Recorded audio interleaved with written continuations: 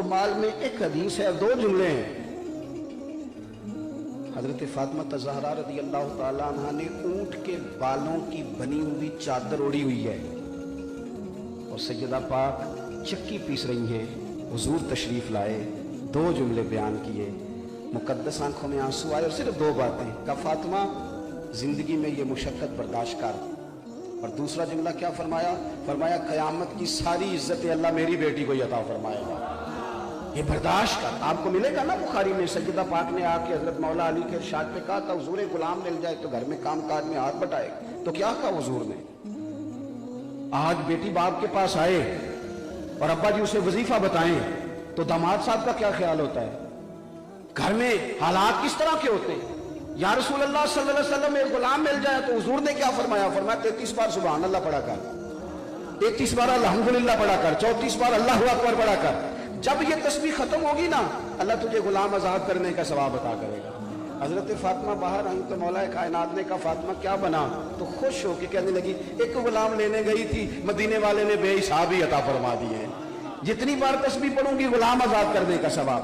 अब था हमारे घर में बेहतरीन चावल कभी कभी आया करते थे, इतनी वुसअत ही नहीं थी, ताकत ही नहीं थी। बड़ी ईद पे अब्बा जी बड़े बेहतरीन चावल लाए, ईद का मौका है। एक दफा ईद वाले दिन पके, दूसरे तीसरे दिन फिर चावल पके तो वाली साहब अम्मा जी से कहने लगे कि वो चावल किधर हैं जो मैं ईद पे लाया था? कहां गए वो चावल? ये दूसरे क्यों पका लिए फिर से? तो अम्मा जी फरमाने लगी, वो चौल बड़े चंगे सन, मैं जरा संभाल छड़े ने 10 मुहर्रम ਨੂੰ इमाम हुसैन दी नियाज पकावांगे। इस सादगी में मुझे वो कहती हर 10 मुहर्रम को कि जाना मैंने जरा ठूठियां ले आके दे। तो साइकिल चला के जाना पड़ता था, 3 किलोमीटर, गर्मी होती थी, पसीना आता था। तो मैंने फिर जान छुड़ानी शुरू की। मैंने वालदा से कहा, मैं क्या अम्मा जी मैं पूछा उस्तादा नू खत्म परात भी हो जाता है। मैंने उनसे पूछा है, वो कहते हैं जिस बर्तन में पकाया उसमें भी खत्म हो जाएगा। और ये ईद पे गोश्त जाता है, गोश्त आता है, प्लेटें वापस आ जाती है, मतलब ठूठियां कोई इसका हिस्सा है साले सवाब का? आप छोड़ दें, खीर पकानी है तो ऐसे भी चली जाएगी। तो माँ होती है, अम्मा जी फरमाने लगी, तू मसले रखना अपने कोल सने अपने उस्तादां दे, तो जहाँ जाके ना मैंने ठूठियां लिया के दे, मैं अपने बुजुर्गों तो यही सुने है। तो एक दफ़ा तो मुझे बड़ी मतलब तलखी हुई, बड़ा मैं मुश्किल से गया, वो मैं ख़रीद के लाया, ला के मैंने पेश की। तो उस दिन मैंने थोड़े से, अल्लाह मुझे माफ़ करे, सख्त जुमलों में कहा। मैंने कहा, अम्मा जी ये कहाँ से आ गई ये टूटियाँ? मतलब इतनी दूर जाना पड़ता है, और फिर ये कि आखिर बांटनी तो खीर है, कोई इतनी बहुत कीमती शय भी नहीं, प्लेट इससे महंगी भी है, बेहतर भी है, कोई ज़रूरी है?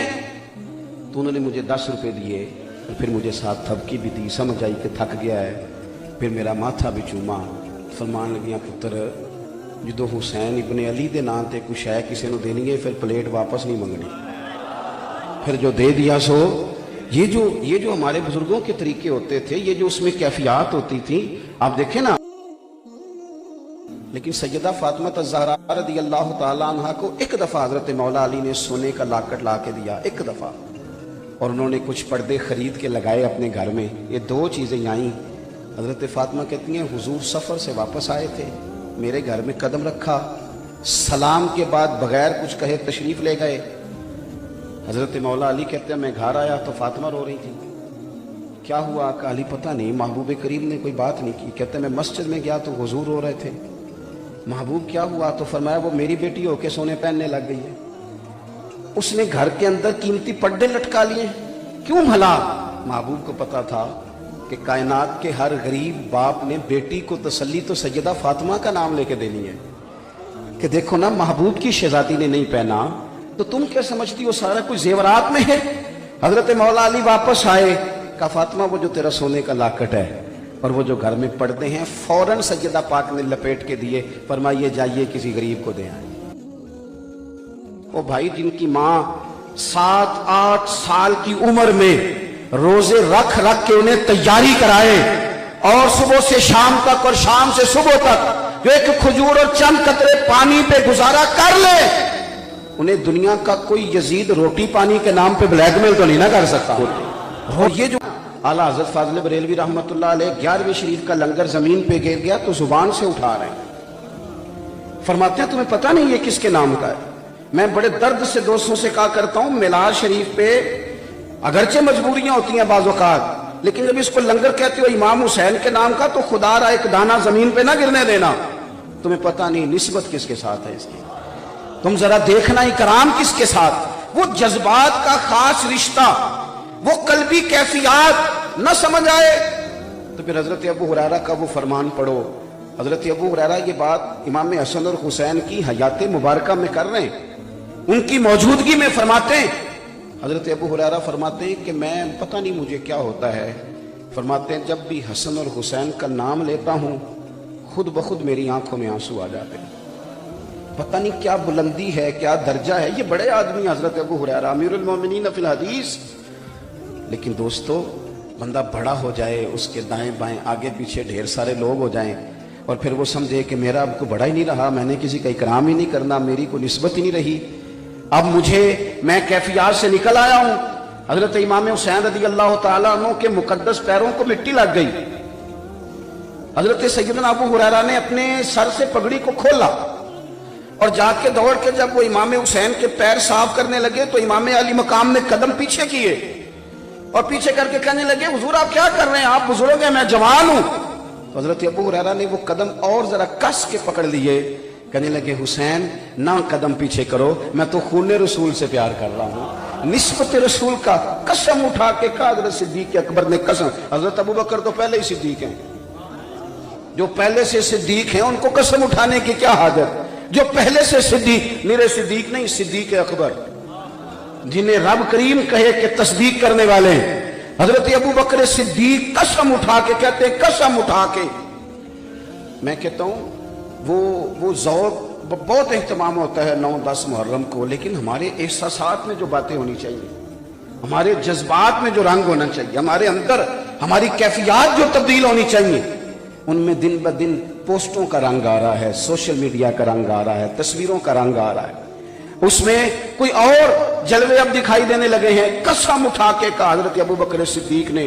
میں نے کہا ضرورت نہیں، وہ تو پہلے ہی صدیق ہیں، پر قسم اٹھا کے کہنے لگے لوگوں مجھے اللہ کی عزت کی قسم، مجھے اپنے ہر رشتے سے زیادہ مدینے والے محبوب کے رشتے عزیز ہیں، اپنے ہر رشتے سے زیادہ حضور کا رشتہ محبوب ہے. حضرت صدیق اکبر کی بڑی خواہش تھی کہ میرے والد بھی مسلمان ہو جائیں. فتح مکہ پہ اللہ نے توفیق دی، وہ مسلمان ہو گئے. کچھ عجیب جذبہ تھا ان کے اندر. ان کے بیٹے مسلمان ہیں، بیٹیاں مسلمان ہیں، پوتے نواسے مسلمان ہیں، صحابی ہیں، 3 نسلیں. اب بڑا شوق تھا کہ میرے والد بھی آئیں. اب آج والد بھی آ گئے اور پھر جب بالکل ایک شخص ساری زندگی مخالفت کرے، بحث کرے، حضرت صدیق اکبر کو بہت ساری باتیں وہ سمجھانے کی کوشش کرتے ہیں اپنے تئیں سارا کچھ، اور پھر اللہ تعالیٰ انقلاب برپا کرے، اسی بندے کا دل پھیر دے اور ایک اتنی خوشگوار تبدیلی آئے. وہ مسلمان ہو رہے ہیں، حالات بالکل بدل رہے ہیں. حضرت صدیق اکبر کی کیفیت دیکھنے کے قابل ہے. ان کا وہ ذوق شوق والد کے کلمہ پڑھنے پر جب حضور نے دیکھا تو کریم محبوب فرمانے لگے ابو بکر مبارک ہو تمہارے والد بھی. اور یہاں ایک اور بات بھی عرض کروں، جب حضرت صدیق اکبر انہیں لے کے آئے نا حضور کی بارگاہ میں فتح مکہ پر، تو وہ بوڑھے تھے، نابینا تھے. تو حضور نے فرمایا کیوں لائے ہو؟ یا رسول اللہ کلمہ پڑھنا ہے. ذرا اس پر بھی غور کرنا، یہ بھی ایک انداز ہے. تو محبوب فرمانے لگے یہ بوڑھے بھی تھے، بیمار بھی تھے، اگر ان کا ارادہ بن گیا تھا تو مجھے بتاتے، میں گھر آ کے کلمہ پڑھا دے. کچھ چیزیں اور بھی ہیں، کچھ انداز اور بھی ہیں. اللہ کے محبوب نے فرمایا، یہ بخاری مسلم میں ہے، فرمایا جس نے سفید داڑھی والے مومن کی عزت کی سمجھے میں نے اپنے رب کا اکرام کیا ہے. کچھ چیزیں اور بھی ہیں جو ہمارے لیے قابل توجہ ہیں. تو حضرت صدیق اکبر کو حضور نے مبارک دی، فرمایا ابو بکر بڑی مبارک ہو، ہمارے والد مسلمان ہو گئے. تو یہ اس وقت ان کی کیفیت تھی، جذبات تھے. وہ رو پڑے، رو کے کہنے لگے یا رسول اللہ میں آج بڑا ہی خوش ہوں. پھر حضور کا ہاتھ تھام کے چوم کے عرض کرنے لگے یا رسول اللہ اگر آپ کے چچاؤں میں سے کوئی کلمہ پڑھ لیتا تو میں اس سے بھی زیادہ خوش ہوتا، میں اور زیادہ راضی ہوتا، اس لیے کہ ان کے آنے سے آپ کو خوشی ہونا تھی. دوستو حضور کی اولاد پاک کے ساتھ سید کا نا صحیح العقیدہ ہونا شرط ہے، باقی آپ اس کا اکرام کریں اور آپ کو لطف آئے گا جب آپ کا مزاج، آپ کی طبیعت ادب والی ہو جائے گی. آپ خود محسوس کریں گے کہ میں قرار میں. باقی بدگمانیاں ہیں زندگی میں، جتنی مرضی پیدا کر لیں، جس کے بارے میں مرضی پیدا کر لیں، جس طرح کر کے مرضی کر لیں، لیکن اگر ان لوگوں کے ساتھ اکرام. اور دوسری بات، ایک تو محبت، دوسری بات احترام. احترام دینے سے نا انسان محسوس ہوتا ہے کہ یہ بندہ صاحب عزت ہے جو کسی کی عزت کر رہا ہے. علامہ اسماعیل حقی رحمۃ اللہ نے لکھا ہے، حضور کی بارگاہ میں لوگ بیٹھے تھے तो जगह बज़ाहर कुछ गुंजाइश कम रखती थी, रश ज्यादा हो गया। हजरत सिद्दीक़ अकबर बिल्कुल हुजूर के पहलू में बैठे हैं, बिल्कुल करीब। वो आज भी हुजूर के पहलू मुबारक में है, बिल्कुल करीब बैठे थे। अचानक मौला अली शेर खुदा आ गए। सब सहाबा उठना चाह रहे थे, उठने को तैयार थे, जगह बनाना चाह रहे थे, लेकिन जैसे ही मौला अली आए सबसे पहले हजरत सिद्दीक़ अकबर उठे, उनका बाजू थामा, ला के हुजूर के करीब बिठाया और कोई तबसरा नहीं, किसी शख्स ने कोई बात नहीं की, क्योंकि वो हुजूर की बारगाह है, सहाबा यूं बैठते थे जैसे सरों पे परिंदे बैठे, किसी ने कोई कलाम नहीं किया, कोई तबसरा नहीं किया। लेकिन अल्लाह के महबूब खुद ही बोले।